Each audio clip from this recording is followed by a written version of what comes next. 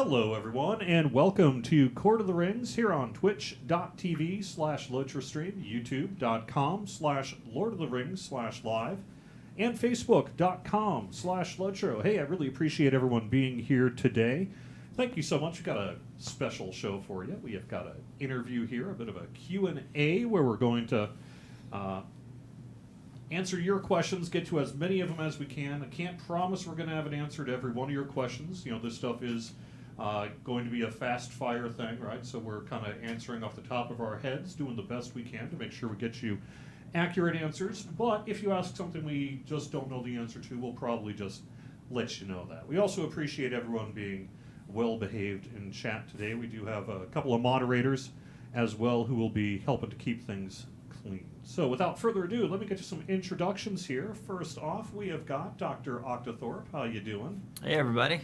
Ben Schneider, and also Executive Director Rob Ciccolini. Severlin, how you doing? I'm doing great. Sorry to pull you guys away from your lunch hour on a Friday. All right, so before we really get to all the chat room, I'm going to let some of the questions queue up a little bit before we go. I know one of the first things we're going to be asked is what's next. You know, we just got update 22 out the door. We have a few kind of point updates, you know, patch 1, patch 2, that sort of thing that we're getting out. The next focus is going to be for the development team, the anniversary event, right? Yep, that's the, well, yeah, so we've got Spring Festival running and the anniversary festival and scavenger hunt events are coming up pretty soon.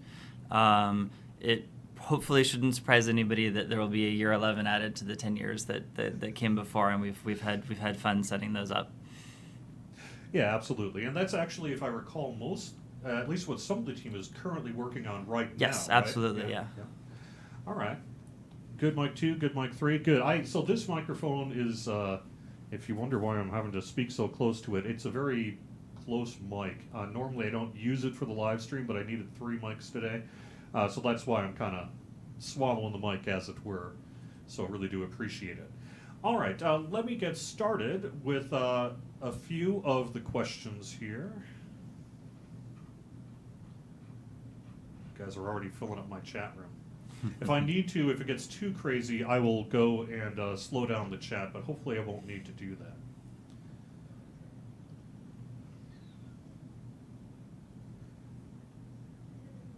Can I ask whether we will see more caves, rooms within Erebor, forges, treasury, etc., and whether the Vales of Anduin will be connected to Mirkwood? I know with update 22, you know, we did have some players who were like, hey, can we just directly connect? Is that on our agenda? So the sly answer would definitely be you haven't seen everything that there is to see yet in terms of this general area. We can't deliver it all at once, but we do have some plans laid in store for the future, in terms of continuity and deeper delves. All right, thank you very much for that one, Tyrion, for that question. Let me ask this question with Dr. Smirks, but let me actually kind of change the question a little bit. The question is, will there be a move away from the Ash of Gorgoroth system? Let me kind of reword that to, what is our short-term plan for the Ash of Gorgoroth system? Well, the system itself or the Ash. So for a system itself, the goal of the Ash is to combat a little bit of the RNG that people get from normal sort of drops. And that was actually in a response to a lot of what the players were asking for, is that, look, one of the things that drives me nuts is that when I'm looking for a drop and it just won't drop, that randomness is something that some of our players don't like. So what the Ash is attempting to do is you play through the content, but if there's that last elusive piece in order to make a great armor set, the Ash is supposed to give you protection so that you just don't go week after week trying to get the last piece. Now, early on, when you don't have any pieces and there's a lot of upgrades, raiding is great, dungeons are great, because almost every drop is an upgrade. And then it's like, you know, yay, upgrade, yay, upgrade, yay, upgrade.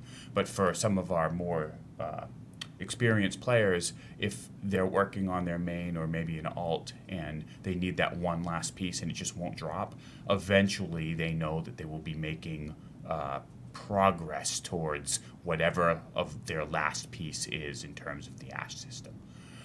Now, specifically for Ash, when you see, so we have two kinds of itemization updates. One is what I call a horizontal update, meaning we're providing more opportunity for itemization, but we're not going strictly up the chain in power. Maybe we'll have better rings or better gloves or some such, but that's a horizontal progression.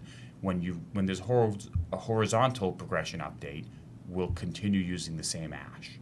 But then eventually we'll do another vertical upgrade, and then that means that we're expecting a kind of like a new tier of content and a new tier of itemization. Most of the time it comes with a level increase, but it doesn't have to. We could do a vertical progression without a level increase. At that point, you would see Ash will stay on the old equipment, and the new equipment will have something different, a new version, if you will, of Ash.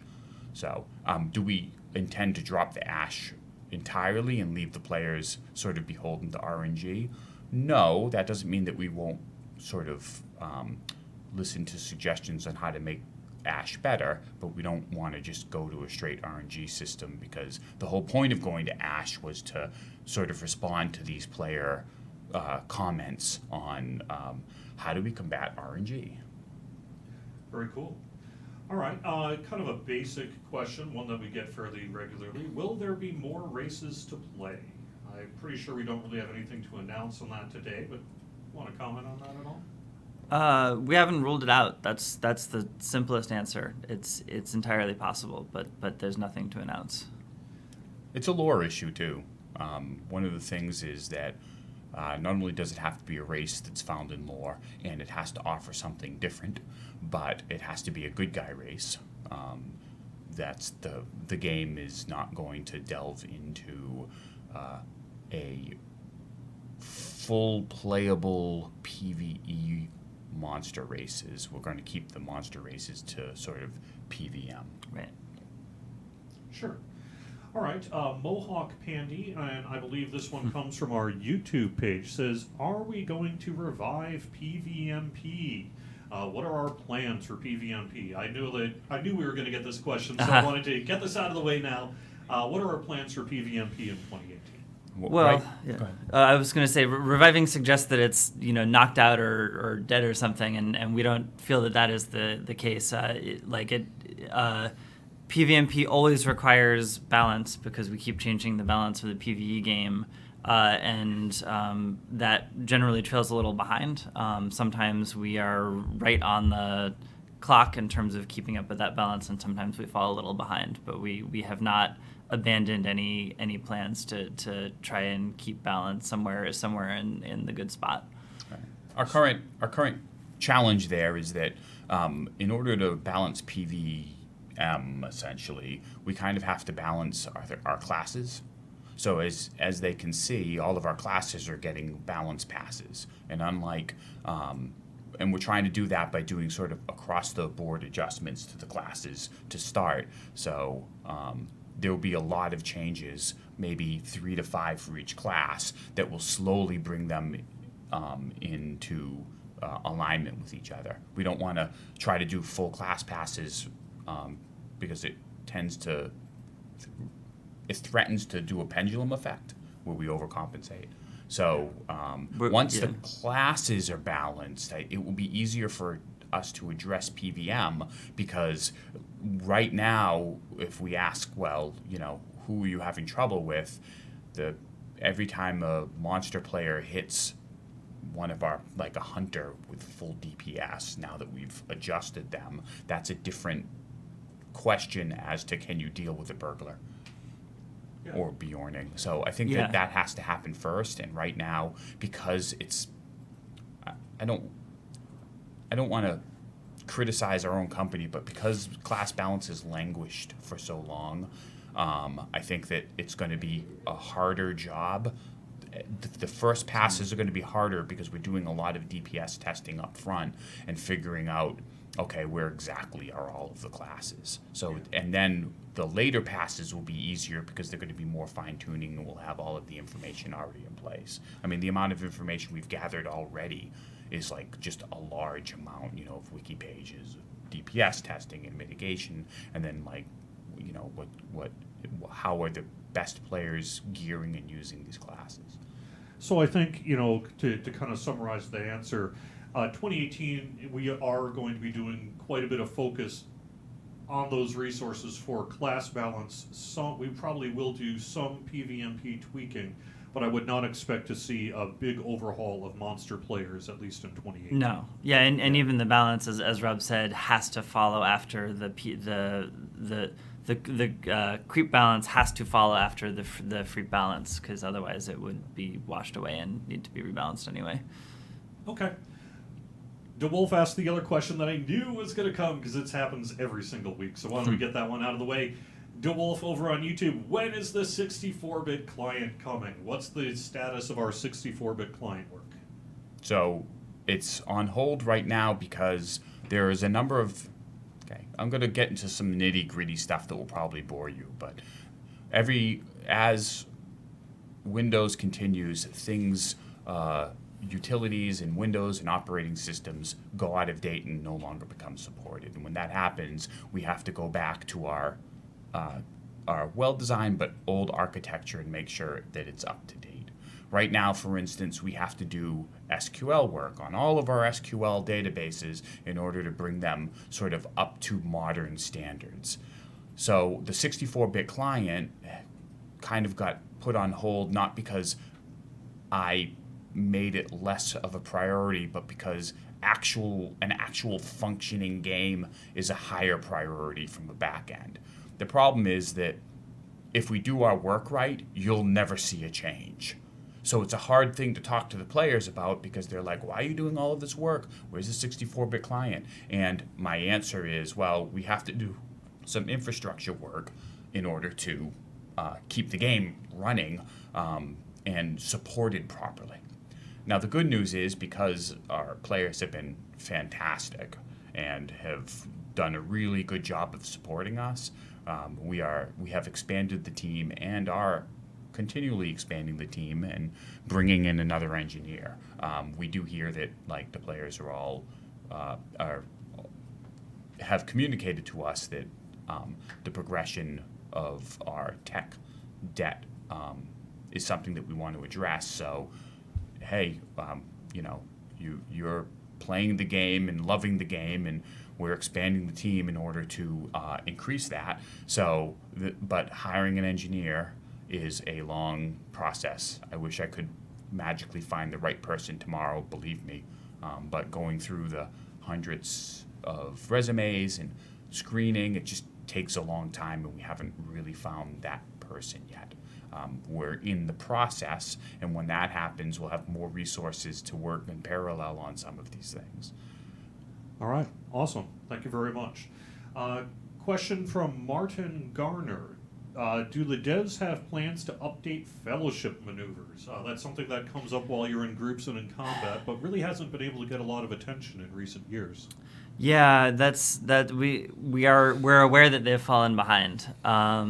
I wish I could tell you that we have specific plans in the short term, but actually we really, again, need to get through the changes that we're making to classes before we can start considering those. So right now, unfortunately, I think what I have to say is ask us again, keep asking us, and hopefully at some point we'll be able to tell you more than that. Yeah, I agree. That's definitely the kind of thing that we have to get class balance in a better shape before we look into, because right now we'll be balancing against a moving target. The other thing to do is that I don't think class balance will ever be done. So what we'll do is we'll do one pass, and then it won't be enough. We already know that, but we want to go to live and sort of look at all the data, and then we'll do another pass, and then another pass, and some of the classes, each pass should make things significantly better. Then we can look at stuff like PVM balance and the fellowship maneuvers in terms of that, and then do another class pass. So it'll be an ongoing process. Yeah, I think it's there's I know that classes are so central to the heart of everybody's characters. It's kind of worth stopping and just talking a little bit more about that. You know, as Severlin said, this is the beginning of a process. It's also going to be a process where we cannot let the perfect become the enemy of the good. A lot of the reasons why classes have been stalled for the last, I'm not going to go into a history lesson, but we need to be able to deal with all the classes collectively at once, which means that we're going to, as Severlin said again, do targeted hits, try to level off the worst possible offending things, and keep coming back to it. And I know for certain there are players all over the forums and all of our games who are going to say, oh, but there's this other thing, and we know it too, and it hurts to not be able to fix everything at once, but we're working hard to make the smartest choices that will have the greatest impact on the game. Yeah. And that's what I hope players will be looking for. You know, that like, you know, starting with the biggest stuff, and this is going to be a thing we're going to chip away at over time. So to answer Mario on YouTube's question, what class do we plan to balance first? The answer is several of them. Where rather than say do a full top to bottom per class pass, we're going to pick and choose some specific areas to improve on a variety of classes and try to raise the boat in a wider scale than say target one class at a time. We're basically hitting all of them. Yeah, I think the only class that we earmarked for maybe more development time is the Bjorning. Is really behind in terms of both the play experience as well as balance. Cool. I appreciate. I've got a couple people in Twitch chat saying, "Get to my question." You know, why didn't you see my question? I'm actually copying these questions over into a spreadsheet here so that I can kind of ask good ones in a row. So I'm sorry if it's not as quick as you want to get to all your questions, but we're doing our best to get through these things, and I think we're making some progress here. So thank you so much. Keep the good questions coming. From Thandalin over on Twitch, more premium housing ever? Question mark. Could be. Yeah. Could happen. Yes. Yes. The answer to that one is yes. Yes. We'd like to do Rohan, right? Yeah. Is the one that we're looking at. Is it? Okay. The players have been asking about that. Yeah, we're aware that Rohan has been something players have been asking about for a long time. Somebody will be looking into that soon, and we'll be deciding what best. And they may end up deciding that the best place to put premium housing is not where I say, so warning. But yes, we're looking into that. There's been a lot of questions about endgame. That might be something that we want to hit. Yeah, let's go for it. So I guess what do you see as the current endgame content for LOTRO, and where do you see that evolving in the coming months? Well, the Mordor endgame is sort of done. Players are mostly doing alts now, or people who are coming back into the game are catching up. One of the things that the players, particularly our endgame players, have been asking for is more instanced content. They said Mordor was great in terms of like tons of landscape and stuff to do, and they liked the Allegiance system, but they wanted more instancing stuff. So one of the things we're going to concentrate on later in the year for a big update will be more instance content. Now, the interesting thing about instance content is that we have to be careful because a lot of players play solo or maybe just with one other person. So we don't want to have a whole update of heavily instance content that's only group. So our plan is to have some landscape and then a lot of instancing that can scale up or down between sort of from 1 or 3 up to 6, so that the solo players or maybe the small group players have plenty to do. We don't want to have an update that has a whole bunch of like players not being able to do anything without finding groups. On the other hand, we do want to have instances that players can repeat and find cool stuff in. So we'll be looking towards doing a more heavily instance-based update later in the year, which we're already working on, and I don't want to reveal too much because I don't want to steal the thunder of other people. Another way of putting it, it could be that we believe that there's some good space in between the scaling instance train instances and the sort of standard solo player fare, and we think that there are some interesting places to add repeatable instance content that the majority of LOTRO players can engage with. So we haven't begun to sort of explore exactly what that looks like, but we think that there's some really interesting potential in there, and we've found some places that we want to try to apply that without giving anything as away. long as we're talking about sort of upcoming content here, let's revisit what we said on the producer's letter and kind of get a sense of where that sits today, because it has evolved a little bit in terms of our content plans for later this year. So what can we say about what we're planning to do for Update 23 here? So I think that we're going to stay out of Mordor a little longer before we revisit back into that, so that players have a more wider variety of biomes. I guess I'm going to use that term even though it's very art geeky. And then we'll probably head back, and there's a lot of stuff still happening in Mordor that the players will have to address eventually. We still plan on having the beginnings of maybe some iconic bad guys show up. It certainly won't be the ending of their story, but maybe the beginning of an arc of stuff we may have teased earlier. So that was something that we'll likely see as well. And then we'll go back into next year, and there will be some iconic places that we want to visit in a big way, as we go forward. So in the producer's letter, we say specifically, which was accurate as of the time of its writing, in Update 23, we intend to visit Minas Morgul and say a fearful hello to Shelob herself.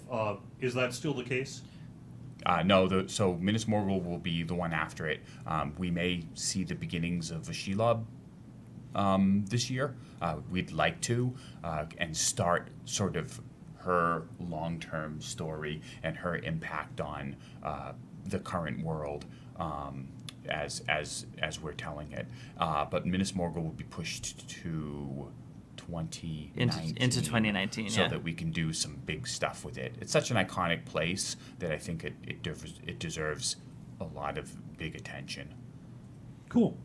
All right, back to the questions here. We got the premium housing one done. So Gel5 asks, what are our plans for the Court of Nerband, not Court of Nerband, Dungeons of Nerband Right. in the near term? We can complete an Abyss Challenger run in less time than it takes to do Nerband, which often ends in failure because of sort of the difficulty of it and the way it's designed and all that sort of thing. So are we planning to return to the Dungeons of Nerband for some kind of future tweaking work on it? A revisit to Nerband is possible, although I don't think that it's not coming up in the 22 updates in the near term. Both as devs and for players, there's always a balance between the old stuff and the new stuff. We put out instances several times a year. Some of them are definitely more successful than others. We always regret the ones that aren't adored. And sometimes it makes sense to come back and address those depending on the severity of them. But as Severlin said, there will be more instances coming later in the year. So we may actually need to stop and look at sort of what the roster of good activities for cap level players are. And if we determine that with new instances added, if Nerband still feels like it needs to be a part of that rotation, that would be the time that we would stop and make further corrections to it. Yeah, our strategy is sort of like, okay, there was some criticism of this. We need to learn from that and Exactly. make sure our new instances are better, or don't.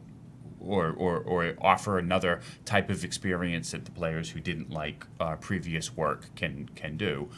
So going back and spending a lot of time on Nerband was not something that we're looking at. But that said, as we come closer to our next big update, which will have a lot of instancing, we have to look at our whole end game and see, what the players will do. If Nearban is going to be an important part of that end game because you can still get ash from it, you can still gear from it, then yes, I think that we may want to sort of address some of those issues. If we don't think that Nearban is going to be part of the end game because we're going to have like enough content that we don't think that players will play it, then we probably would spend the time moving on to make new instances rather than doing it. And I don't think that we've gone through and seen in the scope of the stuff we're working on how the end game landscape will work on it and how much that dungeon will be part of it. But if we're expecting the dungeon to be part of it, then we definitely would want to revisit it and make it make the experience smoother for the players who haven't found it to be our best instance ever.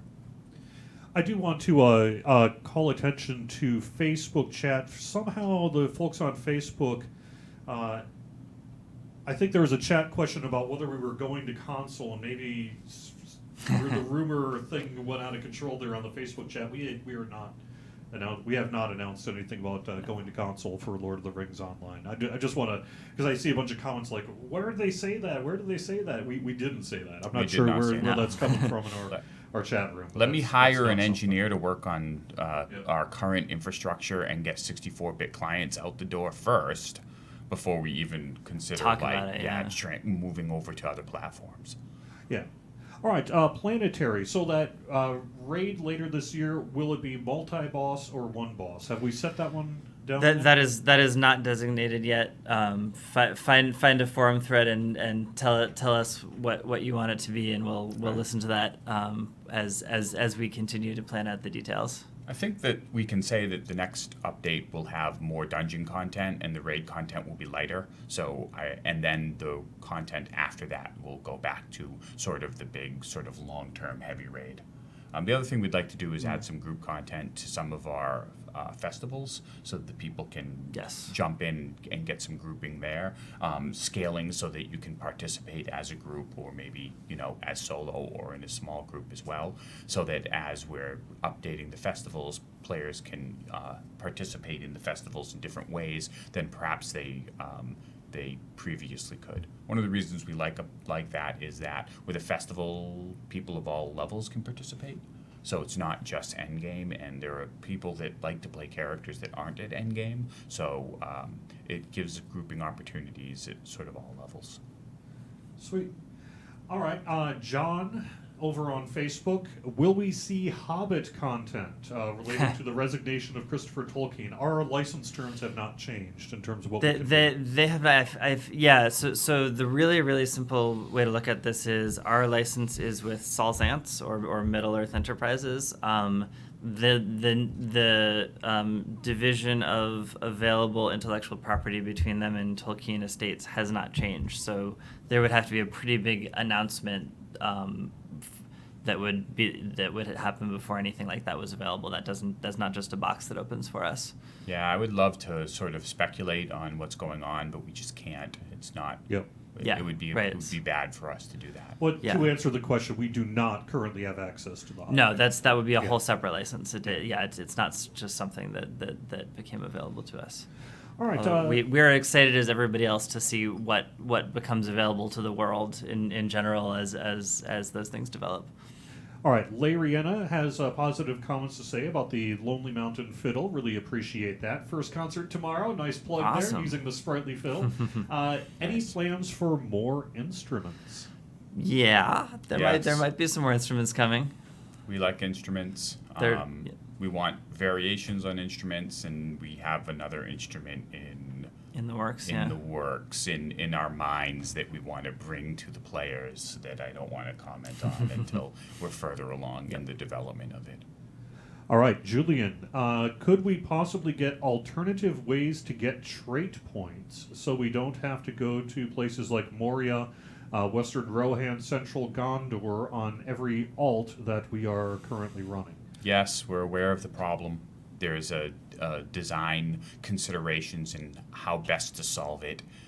We will probably be looking at solving that end of this year, next year maybe. So somewhere in there, yeah. I think that's a good guess from I this agree distance, with you. The trait system and the need to sort of go back and do this is not ideal. So we do want to solve that somehow so that players who, who have leveled past that content but still need the traits can get them in meaningful ways. I'd like to maybe move some of that, like you can get the traits either in the old content or somehow in newer, more relevant content, but we're aware of that issue. We need to implement some there's extra design work to be done for that. Yeah. It is a good time to remind everybody that with the Aria of the Valar, we do provide a way to get some of those trait points that came out of the Rohan deeds and some other things. And if you had the Aria of the Valar, you can go and get that from a trainer, I believe. As well as you can get it separately. So we've taken a baby step in that direction, and we have more we would love to do.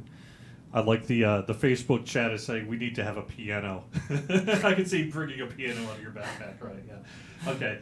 VS Avatar, are we going to optimize for 4K video? Us folks with 4K monitors have really tiny UI elements. It is really annoying at home. It is, yeah. That's on our radar. Like and you have a 4K monitor, right? Yeah. You've actually seen so the executive producer at Standing Stone Games has this problem also.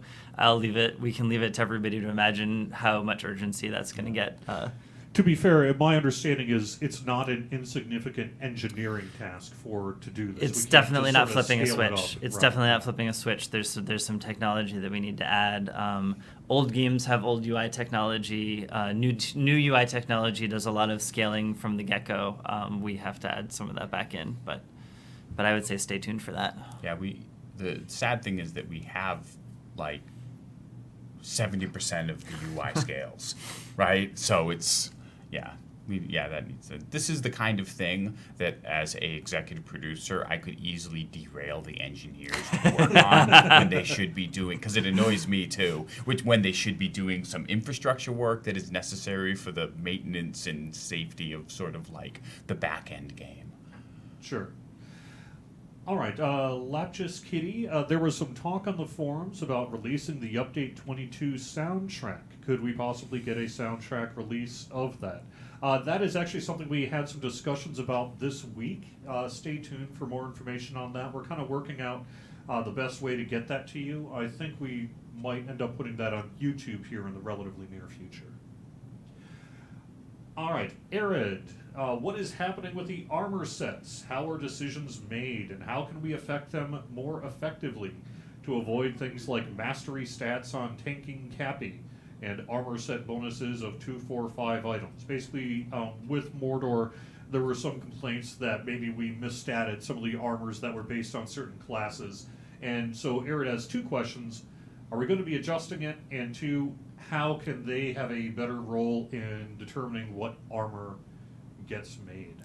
So there are a couple answers to that question. As Severlin mentioned, we did some increasing of our team size, both to make Mordor and coming off of it.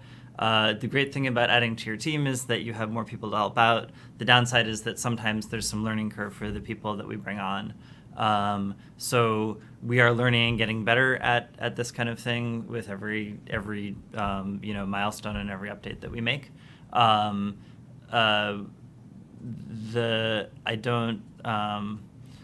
I can't comment on the like current status of fixing those specific bits that were cited, but there's surely a bug about them, and they're probably in the pipe somewhere.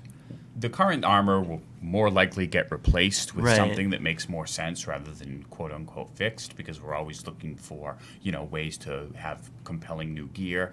I think that the players will see that the gear will be better after the class passes, because the people involved in making the gear will have a lot of more experience in, the effects on the classes, because they will have had a hand into making those decisions. So I think that we've made big strides into going into how we gear. I think that we're not there yet. I think the class passes are a necessary step in order to go and get even better at making gear that makes sense and that excites the players.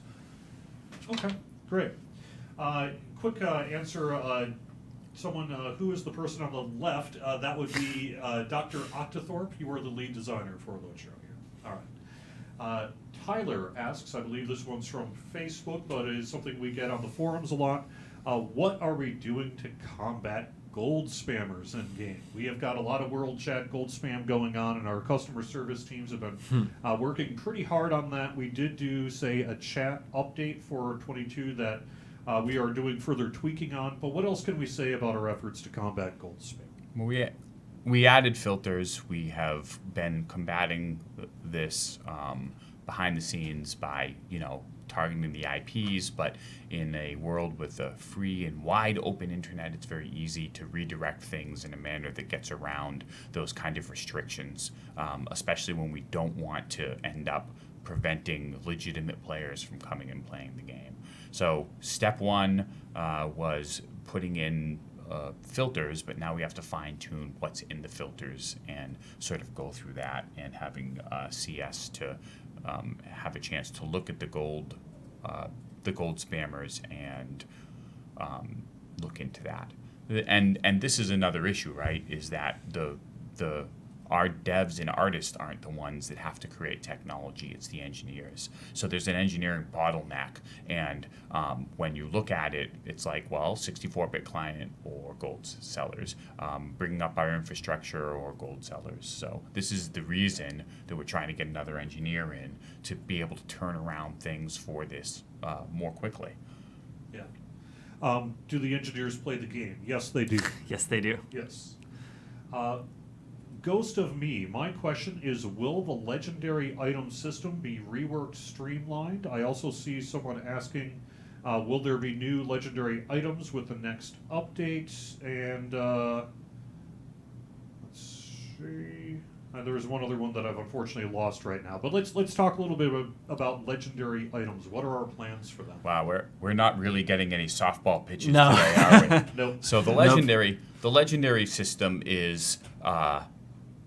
We would like to revamp it, but the problem is that there are a lot of people that have spent a lot of resources in updating their legendary. So one of the design challenges of updating and streamlining the legendary is that we want all of the players who have sort of added to their legendary to feel that the new system, that the time and effort that they've put in is rewarded, and it's not that they don't feel as though the legendary system was stripped out from under them in a manner that undermines what they were doing.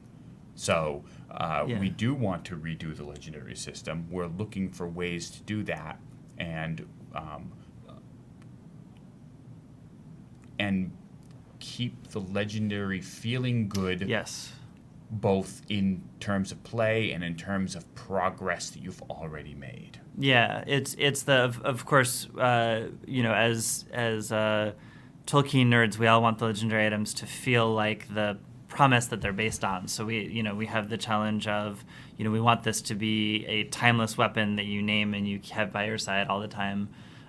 Which means that we are avoiding solutions that involve just melting it down and tossing it away if we can, and finding a place to go with that is something that we put a lot of thought into, and we're continuing to think about. They're very complicated the way they're designed, so it's hard to take the resources that have been put into them and translate them smoothly to a new system where the players sort of have an intuitive understanding of the progress that they've done translates to this progress, because we wouldn't want to put in a system where the players are like, oh my god, I spent so much time, and now that's it seems like the new ones I didn't have to do it.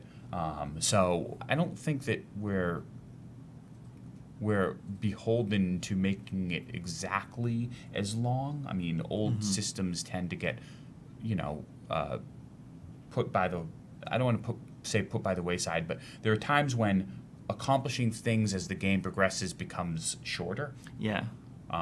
But on the other hand, we want them to feel good both in the past progress, and we want them to feel good in future progress, so that the players want us to make more options for the legendaries and progress the legendaries. What we don't want is a system where we're like, hey, we've increased your progress on your legendaries, and all the players roll their eyes and like, oh God, not again. That's what we Right, do. right, yeah, exactly. Right? Right. And so we wanted to be like, hey, we've increased the progress. And like, oh, cool, yay, I can do this system that feels good. And that's harder.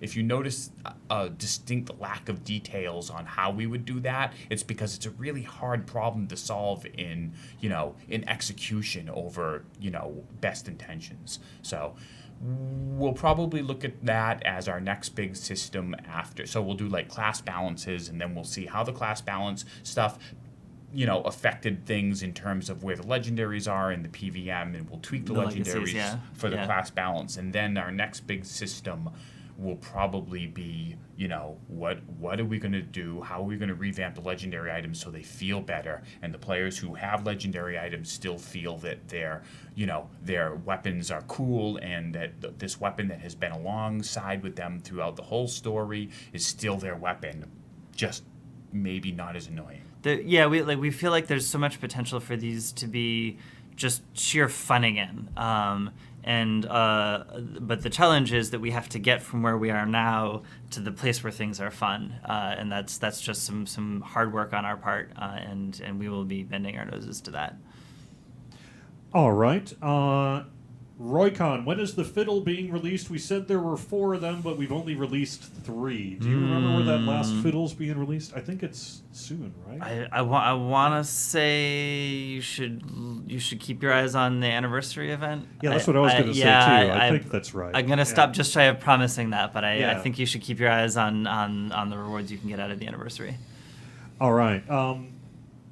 Harath, can we give any specifics of what's being looked at on the Bjorning? Is more being looked at than just bugs? Oh, yeah. The answer is yes. I do think we will probably start with some of those long-standing Bjorning kind of bugs, see where we go from there, and then maybe do further tweak work. So here's the thing to keep in mind is that when we sit down to look, so we've got the 3 trees, and we sit down to look at them, we know there's this list of bugs. We always have 2 options. We can fix the bug, or we can fix the tree so that we're not fixing the bug anymore. Right. And there's going to be, that's some basic form of design triage, and we're going through the whole thing. We're not going to redesign it from the ground up or anything. There simply isn't time for that. But it's everything is going to be open to change from the ground up. Right. When we looked at all the classes, it was pretty clear that the Bjorning needed more work than like 3 to 5 changes in order to bring them online. So we will be spending probably more time doing the Bjorning than the other classes in order to make them both fun and effective. I like E. Saragon says, bears don't have bugs, they have fleas. I think that's probably very accurate. All right. Lucas has a suggestion. Can we get minstrels to show their instruments on their backs? I'm asking this because I play a minstrel and I want this. Oh, that's a great point. Yeah. Probably not. We'll take a look at it. Is there a quiver slot already? Yeah, and I'm trying to remember if there's a cosmetic quiver slot in our cosmetic setup, and I can't quite visualize it in my mind. There's 2 answers. Yeah. If there's already a slot in the animation system to put it, then it might be something that could be done relatively easily. And if there's not an appropriate slot, Correct, it would require us to modify and add a spot to every animation in the game for all of the races, which is like 2,000 animations now. Yeah, that wouldn't be possible. So one compromise, like it could turn out that you could choose between a cloak and an instrument, which I don't think we have. Something like that. The cloaks and the quivers. It's backslot in general. So that's probably where it would be at. We'll look into that. If there's not a good option to use instruments as a backslot, I think that we can slate that for the future. Yeah. All right, Adam on Facebook, Els on YouTube, and someone I'm sure on Twitch has said, can we state a bit more about what our endgame focus is? When are the new instances supposed to be released? How many are we talking about? Can we commit a little more on what our endgame plans are? Fall. Early fall is yeah. when the instance thing is going to come. And then, obviously, instancing is a complicated thing, so It could turn into mid-fall, depending on the scope of what we want to do. I would expect one smaller, not multi-boss raid, and then some meaningful solo content. And then 2 or 3 instances. So 3-ish instances is a good guess. We could go Don't over. hold that number in stone, though. A lot of that. Yeah, no. At This this is point, this it's is a little yeah. early. This is Yeah, right. yeah. This is so like the sneak peek into the development process is we're sort of wrapping up the festival work now, and we're in what we call pre-production, which means that we are writing all these questions on whiteboards and making decisions in the days that come. Right. I think it'll depend on how extensive the introduction and interaction with some of our iconic personalities is, and if that becomes a bigger thing, then the number of instancing won't be as big, if that makes sense. Is that vague enough? Yeah. That's definitely vague enough. Yeah. Yes. All right, sounds good. So, Jehodar, are war steeds going to be updated? My understanding is we don't really have any plans to look at war steeds. There are no plans for war steeds at this time. Obviously, we'll continue to create cosmetics for them. We know there are players like that. Christopher, when is the anniversary? Do we need to redo all previous year's quests again? The answer is it'll be later in April. Yes. And our formal anniversary date is usually April 25th. I think that's right. Yeah.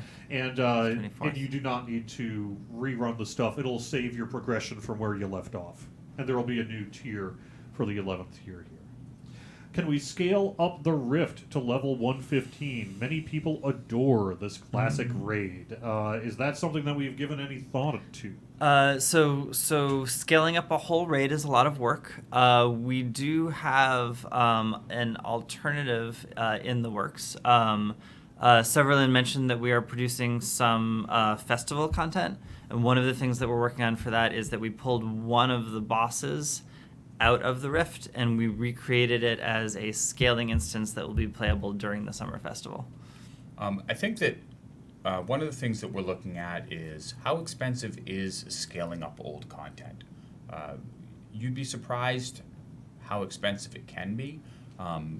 There have been some raids that we have scaled up that have been like 90% of the work of making a new one, and then some are this was actually quite easy. It depends on how much custom script work there was, and whether the people who did the script work were using techniques that we use now.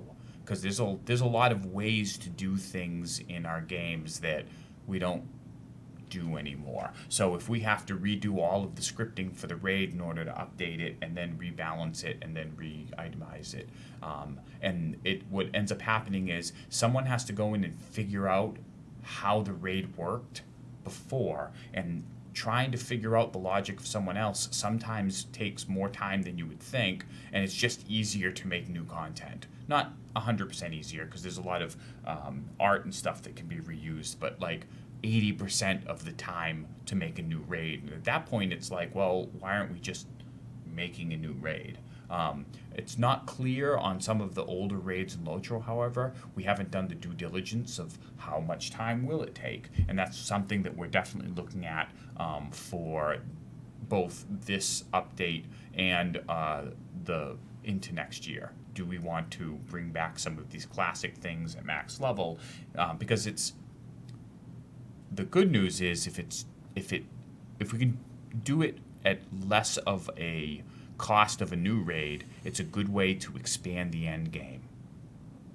Sure. Liquid Electron over on Twitch. This actually is part of a conversation that's been taking place on Court of the Rings over in recent weeks. We've had some lobbying by scholars and cooks to be able to craft essences. Our official stance on that has been that since they can craft desirable potions, we have chosen not to allow them to craft essences. Are we going to change our position on that? Not on a live stream. That's Okay. that's the short version. The plea has been heard. We've seen it on the forums as well, and it's a conversation that we will have again. Another question I can only vaguely answer. Genji asks, any plans for SSG merch? I want a sweet t-shirt, lol.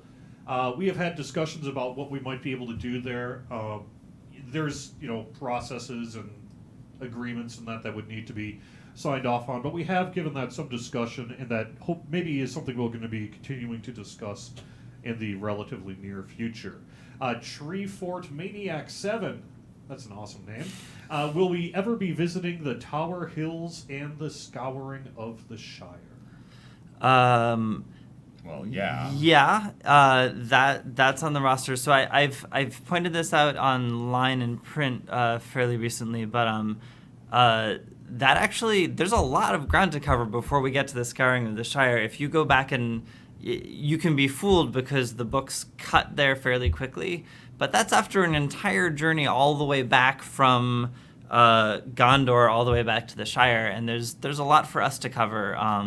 And our long-term players know that although sometimes we feel the need to sort of make a beeline from one plot point to another, we have just as often taken a long time to explore all the things that happen. And there's a lot to explore before we get to the Scouring of the Shire. So we're looking forward to that, but there's a lot to do before we go there. Also, we have someone suggesting that we have a shared stable similar to a shared vault. I think that would probably be an easier way to access bound to account. A shared stable. Yeah, so steeds. I don't know. Oh, I see. Yeah. Oh, that's We right. have. I can tell you that we have started a process of taking a look at some of the binding status of our steeds to see Yes. kind of where the whether we need to adjust prices and then adjust binding, or just adjust binding and kind of, how that's all going to work out. So there may be some activity on sort of the mix of bound to character and bound to account steeds and the, well, I don't know exactly when that's going to happen, but we've had some time to look at that in recent weeks, and I think that someone in our e-commerce team actually is continuing to take a look at that question, because we've heard your feedback over the years that it can sometimes be a little confusing. Is this one bound to account, or is this one bound to character? And we don't necessarily know that we want to keep that confusion. We might just want to pick one or the other. And Yeah, stick with we it. couldn't promise that we're going to make everything you can imagine bound to account, but we would really like to make all the rules more consistent. Yeah. We're aware that there have been some wandering irregularities in the past, and we'd like to clean that up first before anything else. All right, Ailstormer has a question that I don't know if Ailstormer asked or someone else did, but it's an interesting question. What about reworking healing skills across varying classes to make them percentage-based instead of based on level? For example, when you're level 15, those 2,000 morale potions don't necessarily work so hot for you anymore. I think that we would rather have your healing scale with gear. What we don't want is we don't want a percentage and then have gear scale that up and then end up getting to a point where it's trivial to heal people. Instead, we want them to basically scale to percentage of gear so that everything scales up smoothly. So that's the danger of having, like, this is a 15% heal. How do you, if that's already where we want to be, how do we scale up? We don't want that to scale up with necessarily smoothly with the just flat out hit points of your tanks or Right. even of the DPS. The other problem that happens is